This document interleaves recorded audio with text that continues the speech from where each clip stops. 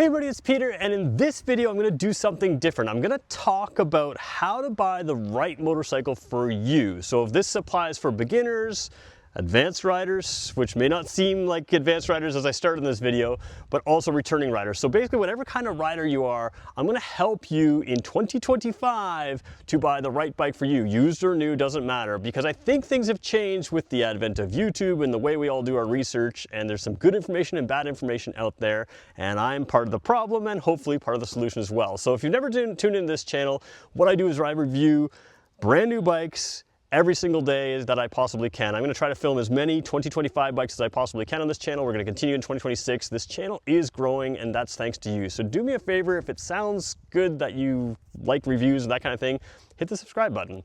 Leave a nice positive comment. But if you really want to help my channel, what helps me grow the most is find a few videos that you like and just watch them to the end. That has really helped my channel grow. It's allowed me more access to do more things, and I'm going to be doing a lot more things as 2025 moves on and into 2026, and it all is because of you. So moving into full-time YouTube pretty much here, so I'm really kind of counting on you guys to help me continue to grow. And to do that, I want to talk about how to buy a motorcycle, and this is my new 2025 Royal Enfield Himalayan 450, not your typical experienced bike or experienced rider bike for some of you, especially since I moved from my 4-cylinder 100+ horsepower Kawasaki with Brembo brakes and Olin suspension to this.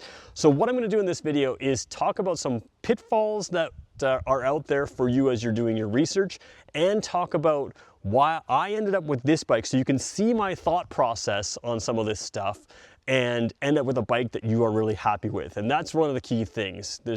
I want you to end up with a bike that's best for you. And sometimes in the YouTube comments I get asked, you know, which bike would you buy? And I can tell you right now, my 80-plus-year-old neighbors would not buy the same vehicles that I'm buying. So it doesn't matter what I would buy, it matters what you would buy. And in my videos, I really try to make an effort to help you find the best bike for you, and I try to throw my biases out there. So if all of that sounds good, do me a favor, and if you haven't hit that subscribe button, do that. Hit a like, hit the comment section, and grab yourself a beverage and some snacks, because we're gonna go through this and it may take a little bit longer than you may have initially anticipated. So let's do that right now. All right, the first thing you need to know about me is I am weird and I am a nerd, and I am probably not like many of you, but I will be like some of you. So one of the things that happened to me last year actually is I was doing a Yamaha ride where we could ride all kinds of Yamaha bikes, and I rode all their high-end stuff, all the stuff I wanted to ride. And closer to the end of the day, I thought I'm gonna hop on a little R3, which at that time wasn't the updated R3 that I will be reviewing on this channel later this summer. But anyways, I drove the old R3, the one that Yamaha felt itself was out of date. And I got on that bike, and the best ride I had all day was on that R3. It was the most fun. It blew away my expectations. It's a little 299cc parallel twin. I haven't ridden a bike that small for a long time. And I know that I like small displacement bikes. I always have, I always will. There's a fun to them.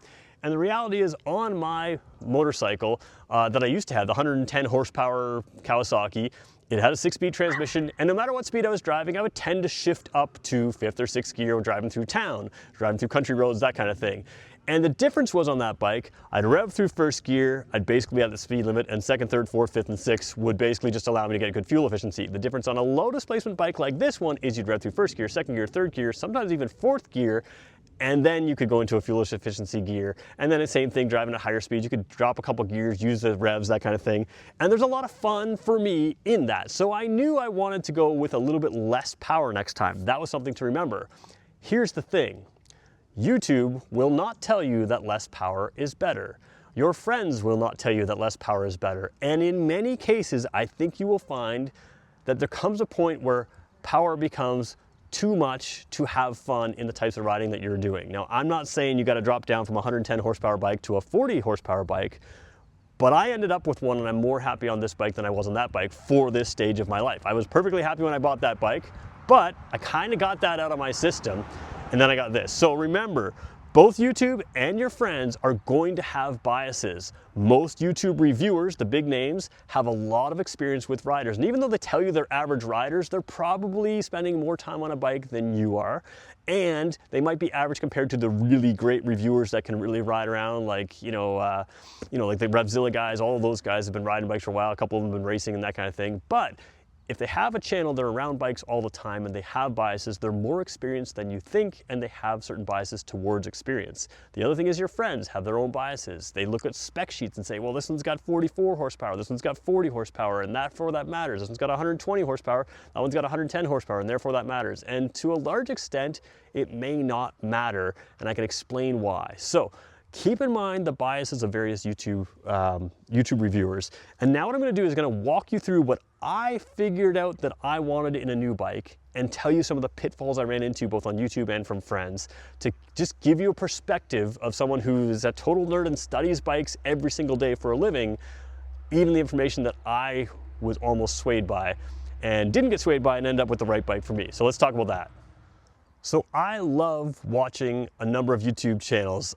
Zach Kortz and Ari Henning of Revzilla channel, they've been around in various other things. I really like what they do. They do some cool stuff. They do some great stuff. But Zach Kortz in particular, him and I, and actually Ari Henning, him and I agree, both those guys and I agree on a lot of bikes. Now they have far more racing experience than I do, but as a daily rider, which is the daily rider segment on Revzilla, Zach Kortz reviews a lot of bikes and him and I meet on a lot of bikes. I tend to find that if he likes something, I like something. Now, he reviewed this bike and he was okay about it. He wasn't negative on it, he wasn't crazy about it, but there were some basic things that he liked and didn't like, and I get that. Again, it's a 40 horsepower bike, it's probably not something he's looking for at that moment. Then you go over to Dork on the Road and Big Rock Moto, two amazing off-road channels, or I say off-road, they're adventure bike channels, and if you're looking for an adventure bike, they are amazing. But both of them gave this bike a very positive review, but both of them have far more of a dirt bias to their reviews than I really need for my riding. I have a lot of street riding history, but I don't have a dirt riding history. So when I knew I wanted to move to an adventure bike, I figured out what I was looking for was an all-road bike, something that I could drive down the highway, down the roads, do my commuting through town, that kind of stuff, use it as an everyday bike, not just when I wanted to go biking or motorcycling, but I also wanted something that in New Brunswick here, a lot of the scenery is down roads that have been patched up over the years and they're pretty bumpy, or they just have potholes, and that leads to dirt roads, gravel roads, that kind of thing. And that's where the scenery is down a lot of those really rough roads. So I knew I wanted something with adventure bike capability, good suspension travel that could both keep me comfortable and connected with the ground. And I wanted something that had some ground clearance so that if I wanted to get more into off-road, I could do that. But a couple of those channels had real off-road biases and said that the tires on this are garbage, you got to get rid of them right away. And for their purposes, they're 100% right. For my purposes, things were different, so we'll talk about that in a second. The other thing I thought I wanted, was adjustable suspension. Suspension really matters to me for a variety of reasons. We'll talk about that in just a second. This bike doesn't have adjustable suspension, but I'm perfectly happy with it, and that's because this bike does something different. The final thing I wanted is I am absolutely averse to putting my phone on the handlebars. I think it's in the way, I don't think it looks good. I don't trust quad locks yet, even though I probably should, and if they paid me to sponsor them, I probably would learn to trust them as long as they repaired and replaced my phone if it had a problem. But I film with my phone a lot. I film with it every single day. I don't want to be putting my phone on the handlebars and risk the vibration that could affect the camera or risk any other of the risks that come with it. But I was willing to put a GPS on the bike because I wanted to have some sort of way to get myself lost, which is what I like to do without a GPS, and then find my way home. This bike uses a Google Maps interface that actually puts it into the screen. There are some things that I don't love about it. Your screen has to stay on. All I did was buy a MagSafe power bank, put it on my phone, totally fine. You can also charge it through USB-C through the handlebar here, but I don't have to mount my phone on the handlebars to get good, reliable maps through the dash, which is something I like. This bike had all of that, but a couple of people would have turned me away from that. So let's just walk through this bike really quickly of a couple things that I liked about it and why they mattered to me.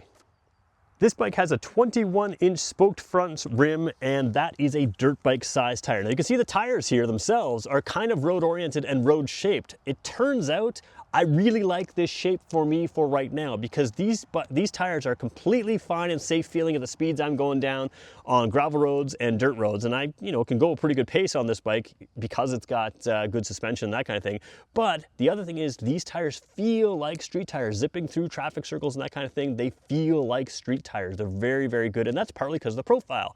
But the 21-inch front wheel with the spokes, now a lot of people would want to go tubeless. I happen to have the tubes. You can debate that. I could switch it if I really wanted to, but it is what it is. I bought the one that was on the showroom floor rather than waiting for another one to come in with tubeless. But 21-inch front, and this one has a 17-inch rear, which we'll talk about why it has 17, but this is a size that you can get a lot of tires for that are a variety of treads. So if, as I discover I want to go more and more off-road, I don't have to buy a new bike. I can get more and more off-road tires for this, but the overall size of it allows me to roll through bumps really, really well, and that mattered to me. The other thing is it's got about 8 inches of suspension travel in the front and 8 inches in the rear, and travel matters as you start heading down bumpy roads. This one's got that. It also has 9+ inches of ground clearance, which is huge, but ground clearance can be a problem. Let me show you what I'm talking about. So I'm about 6 feet tall, and if you give a bike 8 inches of suspension travel front and rear, 7.9 inches I think, and then you give it 9.1 inches of ground clearance, what you end up with is a seat height that is too tall for a lot of people. Now at 6 feet tall, it's not too tall for me, and a lot of adventure bikes aren't too tall for me. I can fully flat foot here. I'm just on a slight slope here, so I'm keeping it from rolling forward here. But this bike does some magic, and they designed this bike to have an approachable low seat height. They put the airbox underneath here, which for maintenance reasons is a little bit harder to change the air filter and that kind of thing, but it lowers the seat. They've done a bunch of things to make sure the seat is narrow so that you have a good standing position when you stand up, which standing is a piece of off-road riding. And this one has a two-piece seat now, or a two-piece seat that's adjustable in the front. You can raise or lower the seat. Now that matters to me because at 6 foot tall, I'm currently sitting in the low seat height, and I feel like a street bike. I have more room than I've had on a street bike. Now, a lot of adventure riders will raise it up because they want it to feel like that adventure bike, but what I feel is confidence. And if you're a new rider or an experienced rider, a low seat height does give you confidence regardless. Got a noisy truck going by.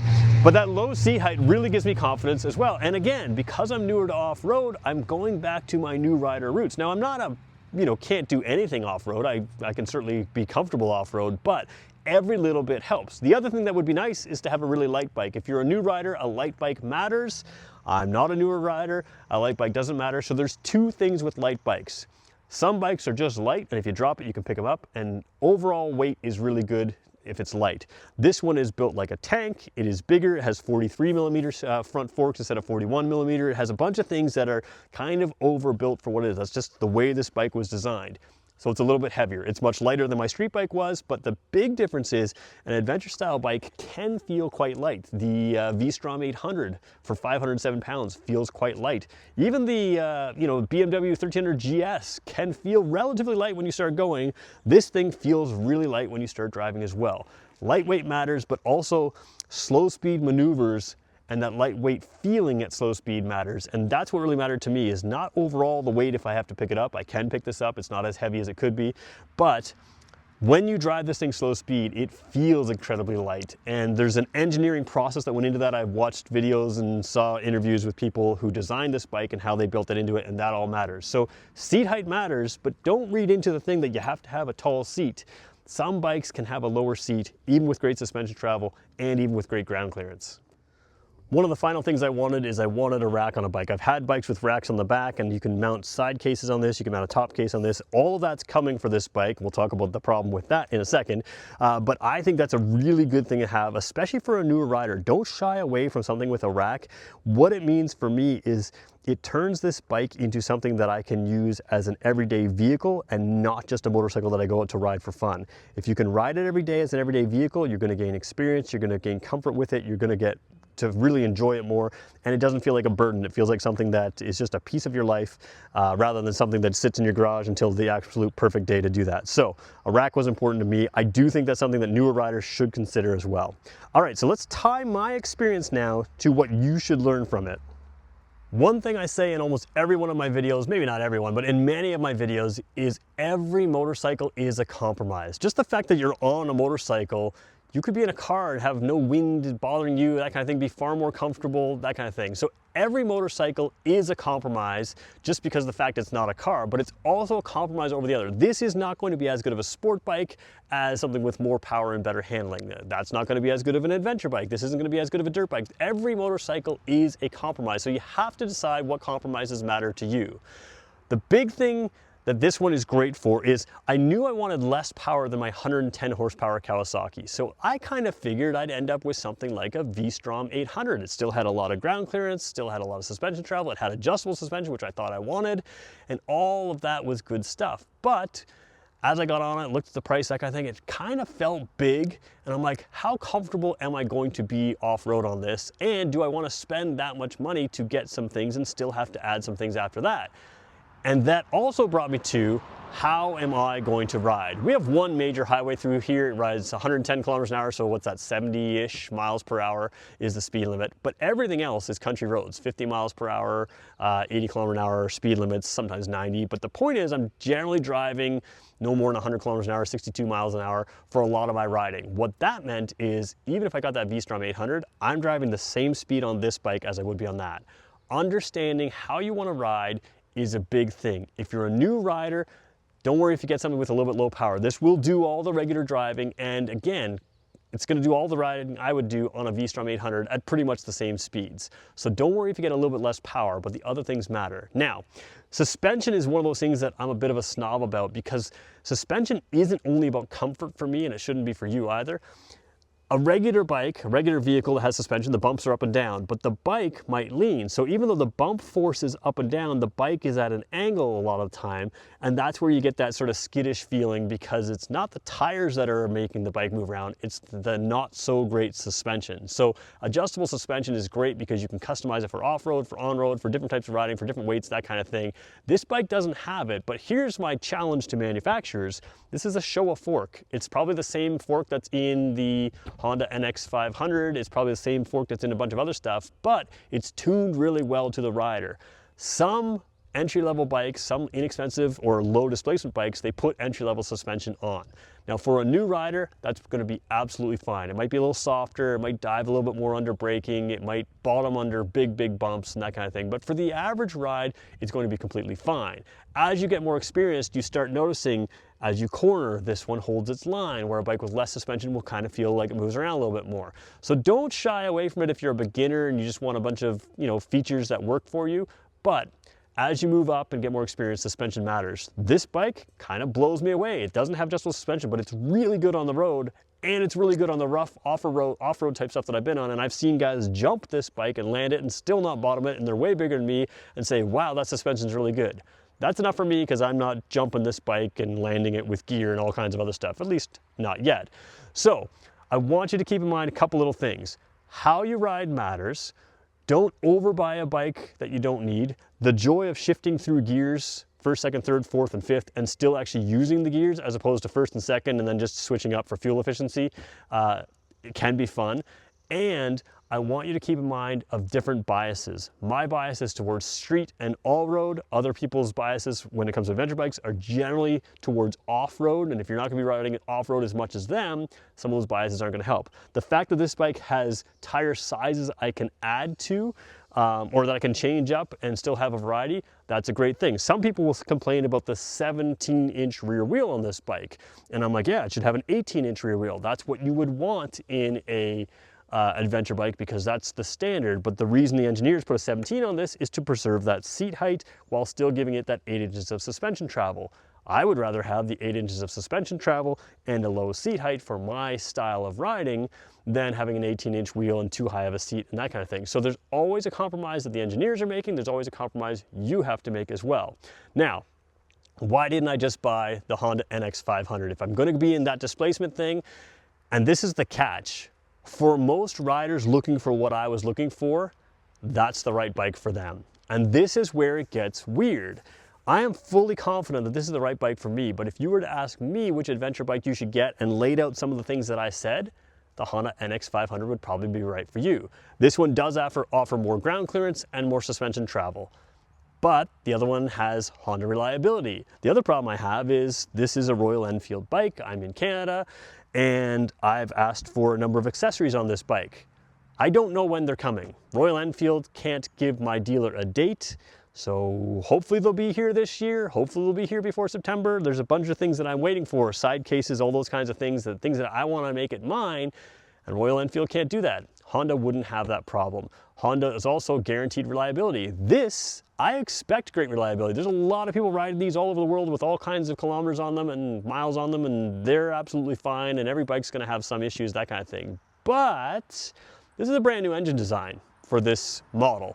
And while I've heard nothing but good things, things could go wrong with it, and I won't know. Honda's got an engine that's been out for a long, long time. So that's really the bike that I would suggest to most people in this class, which brings me to a kind of wrapping it all up.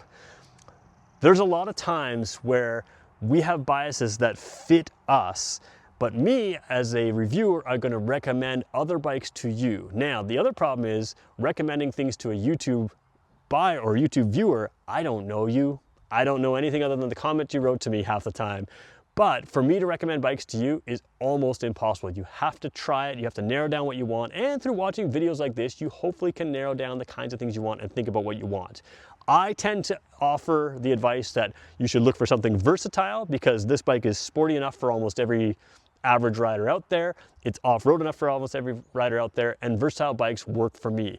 If you like just riding sport and never riding off-road, your next bike should be a sport bike. If you like only riding off-road and you don't care if it has the even better grip around corners, then, then go for something more off-road or switch tires on this and that kind of thing. You'll figure out the type of riding you want to do. If you want that cruiser style and you sit on a bunch of cruisers and you sit there and like, yeah, this is the style I want, but I want a certain level of comfort. I want a certain level of feel. I need a V-twin over a parallel twin. All of those things will start figuring out. V-twin feels different to you. All of those things are things you can figure out as you learn to ride. So get a good sense of what you want. When in doubt, go for versatility. Don't fall in love with power, fall in love with motorcycling. You can always move to power later. And I know a lot of you are saying, but I want one bike that's gonna do it right.